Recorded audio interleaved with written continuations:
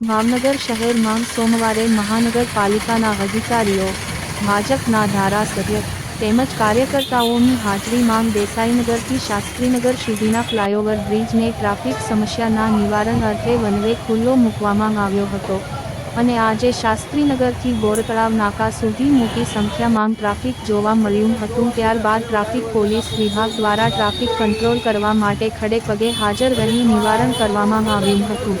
ખરેખર બ્રિજ શહેરમાં આવવાને બદલે જો ઓવરબ્રિજ ઉપર જાવકનો રસ્તો શરૂ કરવામાં આવે તો મોટા ભાગની ટ્રાફિક સમસ્યા હલ થઈ શકે તેવું લોકમુખે ચર્ચાઈ રહ્યું હતું।